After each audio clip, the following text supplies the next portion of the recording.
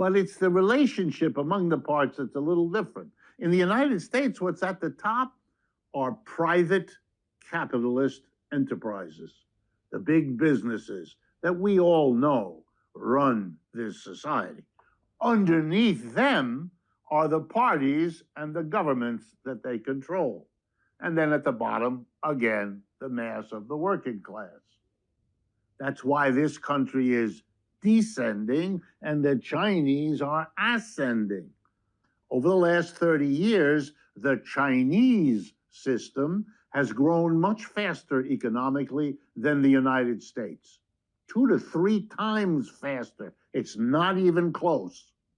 That's why the Chinese are now the only rival to the United States and the European Union. So they've managed a faster economic growth. But that's not all.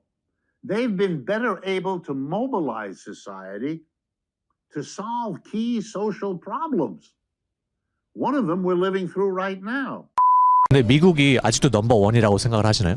사실 지금 중국이랑 솔직히 제 생각에는 경제력 면에서는 이미 뭐 앞섰다고 볼 수도 있고 뭐 이런 점이 있겠지만 제 생각에는 앞으로도 한동안은 미국이 좀 더 질서를 이끌어가지 않을까 생각하고 있습니다. 미국이 아직도 넘버 원이라고 생각을 하시나요? 아니요. 왜요?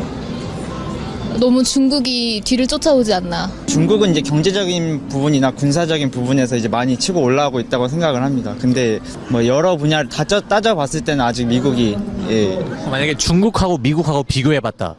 그럴 때 어느 나라가 더 이제 예를 들어서 넘버 원 될 가능성이 높은가요? 당연히 미국이죠. 아니지. 당연히 중국이죠.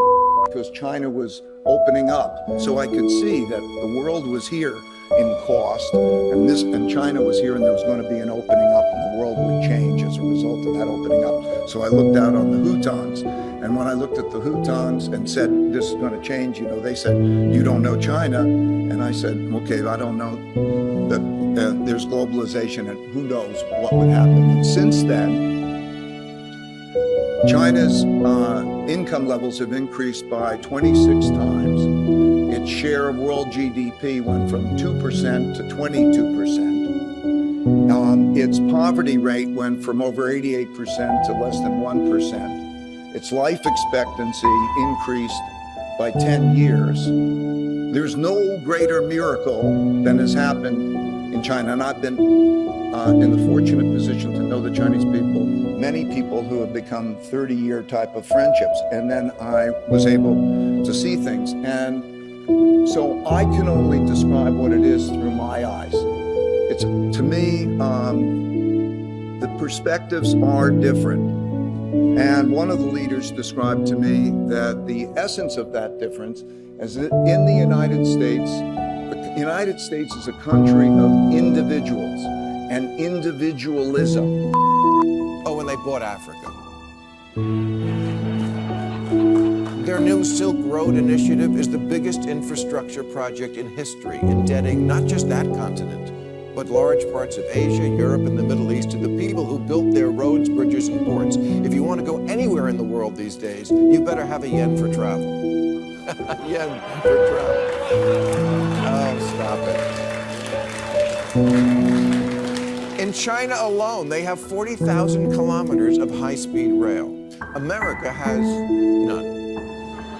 Our fastest train is the train that goes around the zoo. California wanted to build high-speed rail connecting the entire state, but alas, could not. We're $6 billion in the hole just trying to finish the track connecting the vital hubs of Bakersfield and Merced. Remain the most powerful country in the world, regardless of the consequences for everybody else. And regardless of the consequences for everybody else, at the moment means in particular, regardless of the consequences for China. So therefore, it's not important to work out what is in their heads. What is important to know is what is the content of their policy. Why do they have to prevent China achieving prosperity? It's a simple question of arithmetic. The population of China is more than four times the population of the United States. This means that when China's GDP per capita becomes 23% that of the United States, China's economy becomes as large as the economy of the United States. It means that when China's per capita GDP became half that of the United States, which is still inadequate from the point of view of China achieving the highest living standards in the world, China's GDP would be twice the size of the United States. And China would become the most powerful country in the world.